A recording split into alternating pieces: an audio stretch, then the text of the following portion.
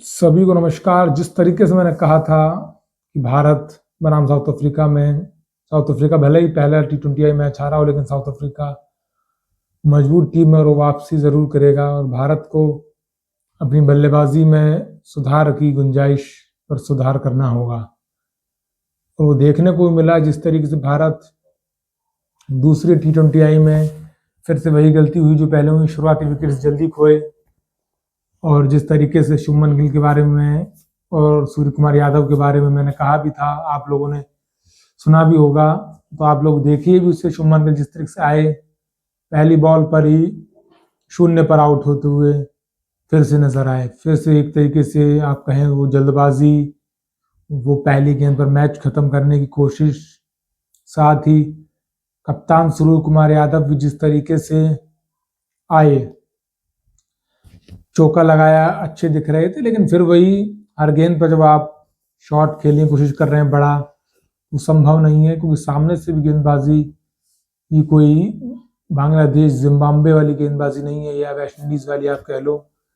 अच्छी गेंदबाजी यूनिट है साउथ अफ्रीका, ऐसी बात नहीं है। उन्हें सुधार किया भी है उस हार के बाद अपनी गेंदबाजी में भी, ऐसी बात नहीं है। वो दिखा भी जिस तरीके से मार्को यानसन की गेंदबाजी रही हो या उनके स्पिन डिपार्टमेंट में जो उन्होंने परिवर्तन किया, जिसने 4 विकेट भी लिए, वो गेंदबाज भी अच्छी गेंदबाजी करी। साथ ही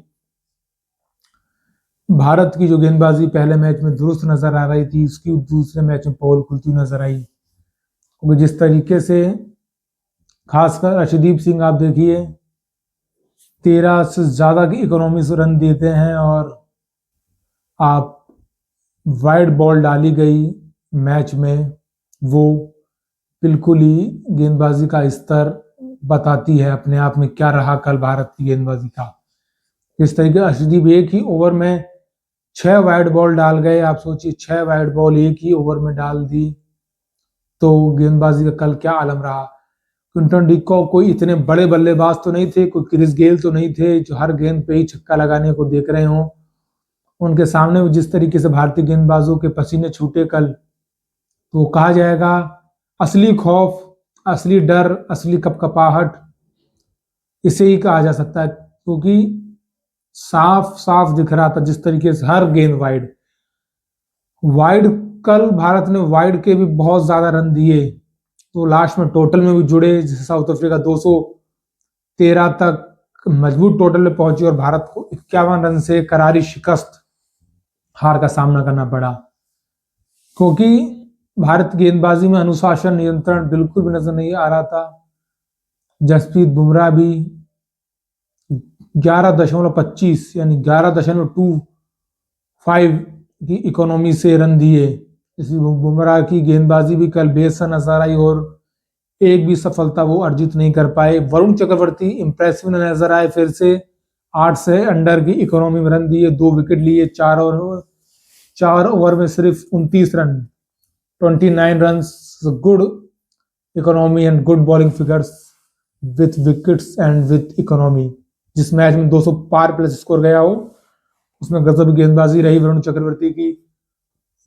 उन्हीं गेंदबाजी पर क्विंटन डिकॉक के जैसे आप कहें रन आउट कह लीजिए या स्टंपिंग आउट हुए, और विकेट कीपर जितेश शर्मा की तो महत्वपूर्ण भूमिका रही उसके अंदर। लोगों को उम्मीद थी पिछले मैच की और हार्दिक पांड्या बल्ले से इस बार भी कमाल दिखाएंगे, लेकिन फैक्ट बात यह है कि जब आप टारगेट दे रहे हैं तो आपके पास एक गुंजाइश रहती है आप कितना सेट करें, पर जब आप चेज कर रहे हैं तो आपको अपना रन रेट उसी हिसाब से मेंटेन करना पड़ता है जिस हिसाब से सामने वाली टीम ने आपको लक्ष्य दिया है। और उनकी कसी गेंदबाजी के आगे और भारत ने जिस तरीके से शुरुआती विकेट्स जल्दी गंवाए, उसके बाद दबाव बढ़ता ही गया और साउथ अफ्रीका ने आपको कभी भी मैच में ऊपर आने ही नहीं दिया, क्योंकि उन्होंने फिर पकड़ बना ली। और जिस तरीके से रन रेट ज्यादा ऊपर बढ़ता ही जा रहा था, भारत मैचअप कर ही नहीं सकता था, क्योंकि फिर हर गेंद पे शॉट आप लगा लें ये संभव ही नहीं हो सकता, क्योंकि साउथ अफ्रीका की गेंदबाजी भी कोई लचर नहीं थी। उनके पास भी लुंगी, एनगिडी, मार्को यानसन से लेकर तमाम धुरंधर गेंदबाज जिनके बलबूते उन्होंने कल मैच जीता। और साथ ही भारत के लिए एक अच्छी चीज रही कि तिलक वर्मा बेहतरीन 62 रन उन्होंने एक अच्छे स्ट्राइकर के साथ बनाए और दिखाया कि वो टीम के लिए एक अच्छे बल्लेबाज हैं अगर टीम सही से उनका उपयोग करती है। साथ ही आईपीएल ऑक्शन को देखते हुए क्विंटन डी कॉक भी कल फॉर्म में जबरदस्त वापसी करते हुए भारत के खिलाफ लगभग शतक लगाने वाले थे, लेकिन दुर्भाग्य से वो आउट हुए। फिर भी उन्होंने अपनी टीम के लिए वो काम कर दिया था। 90 रन की धुआंधार पारी खेली, लगभग 200 का स्ट्राइक रेट, क्योंकि 45 बॉल में 90 थे। 46वीं बॉल पर वो आउट हुए 90 रन बना के, लेकिन गजब की बैटिंग रही।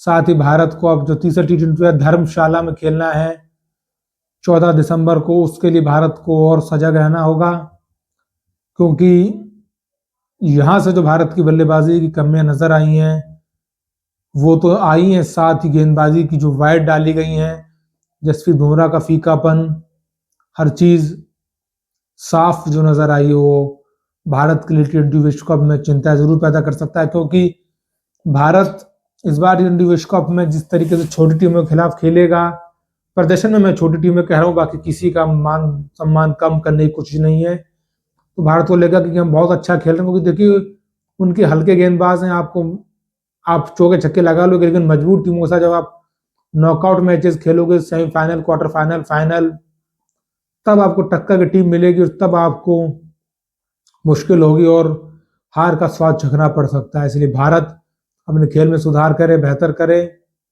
यही उम्मीद है। देखते हैं आने वाले तीसरे T20 मैच में क्या होता है। लेकिन ये सीरीज, ये पूरा दौरा ही दक्षिण अफ्रीका का इंटरेस्टिंग रहा।